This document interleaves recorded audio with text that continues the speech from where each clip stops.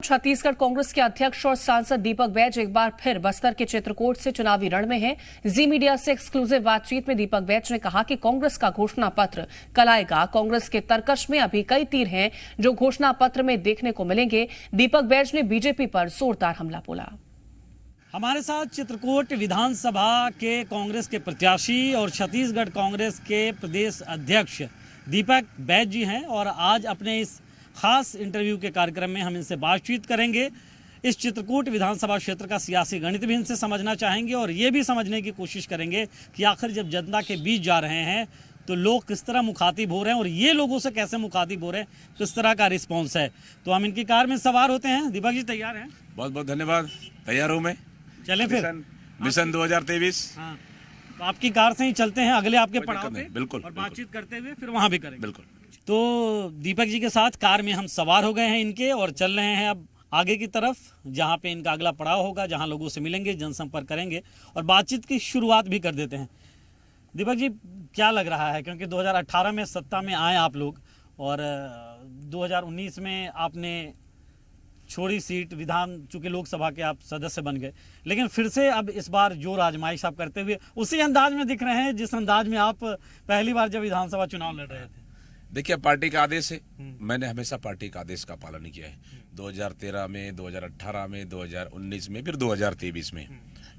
अभी निकले मिशन 2023 में और इस समय भी हमारा मिशन कामयाब रहेगा, ऐतिहासिक रहेगा। देखिए, हम लोग तो विधानसभा लड़ रहे हैं, इसके साथ ही हमारा फोकस है पूरे 12 सीट पे भी और 12 सीट के साथ जब हम जीत के जाएंगे तो सेकंड फेज हमारा रहेगा 70 सीट में भी हम लोग चाह रहे हैं कि ज़्यादा सीट पे हम फोकस करें और उस पर। अच्छा, अभी 12 की 12 सीटें हैं आपके पास। इस बार का क्या कैलकुलेशन है, क्योंकि भाजपा तो दावा कर रही है कि इस बार तो हम खेल बिगाड़ दे रहे हैं कांग्रेस का बस्तर में। देखिए, भारतीय जनता पार्टी हमारा खेल नहीं बिगाड़ रहे हैं। ये भारतीय जनता पार्टी खुद अपने आप ही इनका खेल बिगड़ा हुआ है। रहेगा, अच्छा रहेगा बस्तर में। फिर बस्तर की जनता हमारे साथ है। फिर 12 से 12 फिर हम जीत के जाएंगे। और ये जो ध्रुवीकरण की सियासत हो रही है, लग रहा है क्या कि इसका फायदा भाजपा को मिलेगा, या आप लोग इसका जवाब दे रहे हैं? कहते हैं आपको कि आप लोग तुष्टीकरण करते हैं, लेकिन आप लोग ये कहते हैं कि वो ध्रुवीकरण की कोशिश करते हैं। देखिए, भारतीय जनता पार्टी का एजेंडा ही है फूट डालो राज करो। अपना कुर्सी के फायदे के लिए भारतीय जनता पार्टी मतलब कुछ भी कर सकती है। बस्तर में वही कर रही है। भाई से भाई लड़ाने का काम, धर्म से धर्म को लड़ाने का काम, अशांत बस्तर से अशांत करने का काम, तो इस तरह से लगातार वो प्रयास कर रही है। तो मैं समझता हूँ कि बस्तर में इसका फायदा नहीं मिलेगा। देखिए, बस्तर की जनता विकास चाहती है, बस्तर की जनता शांति चाहती है, बस्तर की जनता अमन चाहती है। वो कांग्रेस की सरकार ने लाया है। भारतीय जनता पार्टी के राज में तो बस्तर हाहाकार मचा हुआ था। बस्तर आप तो बार बार काउंटर कर रहे हैं, लेकिन फिर भी वो आपके अलग अलग ऐसे पोस्टर जारी कर देते हैं जिससे ऐसा बताने की कोशिश करते हैं कि आपने चेंज कर लिया है, धर्म ही चेंज कर लिया है। हाँ, सब बोल दिए। अरे, ये लोग तो बोल रहे हैं दीपक बैज को आदिवासी भी नहीं है। आदिवासी भी नहीं है। मुझे मतलब भारतीय जनता पार्टी इतना भ्रम फैला रहा है दीपक बैज आदिवासी नहीं है और धर्म के नाम से प्रचार कर रहे हैं। देखिए, क्षेत्र की जनता जानती है, मेरे को अच्छे से जानते हैं। भारतीय जनता पार्टी अपनी कुर्सी बचाने के लिए, कुर्सी पाने के लिए मतलब कुछ भी झूठा आरोप लगा ले, व्यक्तिगत हमला कर ले, इससे उसको फायदा नहीं होने वाला है, उससे नुकसान है। और भारतीय जनता पार्टी देखिए बुरी तरह से हारेगी।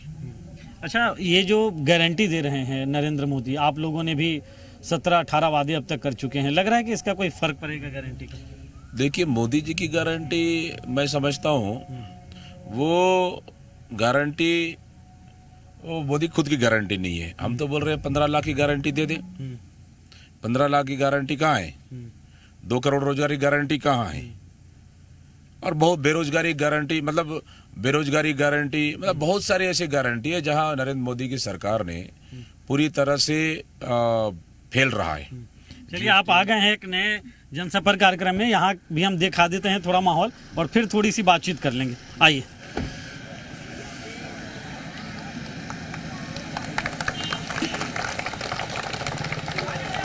तो ये दीपक बैज पहुंच चुके हैं अभी और ये देखिए पैर इनके पखारने की परंपरा, देखिए पैर पखारने की कैसी है कि एक यहाँ पे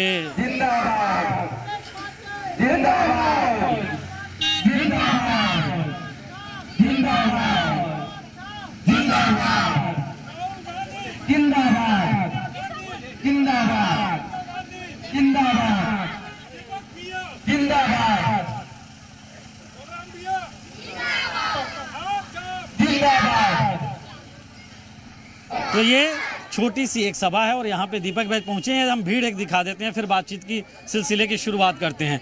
दीपक जी, यहाँ पे आप पहुंचे और मैंने देखा कि बड़ी अच्छी एक रस्म निभाई गई यहाँ पे, क्या आप कहते हैं इस रस्म? देखिए, हमारी बस्तर की परंपरा है, अगर किसी गांव में कोई अतिथि आते हैं तो हमारी माता बहन गांव वाले पानी से, हल्दी चावल से स्वागत करते हैं। तो हमारी बस्तर की परंपरा है, हमारी रस्म है।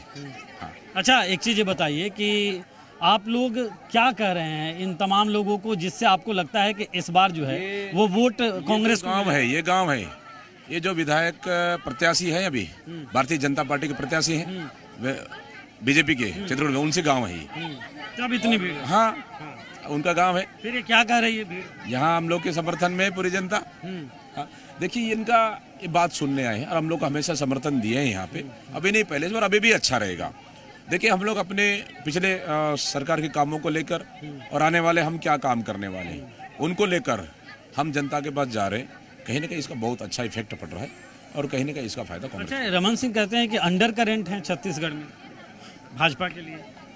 देखिए, भारतीय जनता पार्टी अभी भी गुटबाजी से उभरी नहीं है, सदमे में है, और मुझे नहीं लगता है कि एक चरण तो निकल गया। मुझे नहीं लगता है कि आने वाले जब चुनाव होगा 17 तारीख को, तब तक नहीं उभर पाएगी। अच्छा, एक और मेरा आखिरी सवाल है, क्या लगता है तुरुप का इक्का क्या होगा और अभी क्या बचा है? अभी घोषणा पत्र भी बचा है आप लोगों का, तो घोषणा पत्र कब तक आ जाएगा? अभी इंतजार करिए, घोषणा पत्र कल, संभवतः कल आ जाएगा। और हमारा घोषणा पत्र हम लोग तो जनता के बीच में रख दिए, पूरा पब्लिक प्लेस कर दिए, पूरा हमारे जनता के बीच में हमारा घोषणा पत्र ऑलरेडी पब्लिक प्लेस हो चुका है। और हमारा घोषणा पत्र का भारतीय जनता पार्टी ने फोटोकॉपी किया है। तो लेकिन हमारा घोषणा पत्र जो और कुछ तर्कस है, हमारे तर्कस में अभी बहुत सारे तीर हैं। अभी तो कुछ तीर निकले हैं, अभी जो बहुत सारे तीर हैं, जब तीर निकलेगा ना, तो भारतीय जनता पार्टी पूरी तरह से नेस्तनाबूद होगी, पता चल जाएगा। हाँ, बिल्कुल। अच्छा, बिल्कुल। एक आखिरी सवाल वही था मेरा कि क्या तुरुप का लगता है इक्का होगा, मतलब जीत का फैक्टर क्या होगा अगर कांग्रेस जीतती है तो? ये आपको क्या समझ में आ रहा है? कांग्रेस कितने सीटों का दावा है लगभग? कांग्रेस जीतेगी तो कर्जा माफ करेगी, बच्चों को मुफ्त शिक्षा देगी, माता बहनों को 500 का सब्सिडी देगी सिलेंडर में, और हम तेंदुपत्ता का इस समय बोनस भी हम दे रहे हैं 4000। तो इस तरह से बहुत सारी हमारी घोषणाएं हैं। कितनी सीटें लग रही हैं आपको आ जाएंगी? हमारा टारगेट है 75+। हाँ। हाँ, 75+। तो ये दीपक बैज और टारगेट है 75+ और इनका दावा है कि 75+ सीटें आ रही है। हालांकि एक बड़ी जानकारी इन्होंने ये भी दी है कि घोषणा पत्र जो है वो उसमें कई सारे अभी और तीर रहने वाले हैं और घोषणा पत्र बस आने वाला है। कैमरा पर्सन प्रवीण के साथ मैं सत्यप्रकाश, और आज के लिए बस इतना है।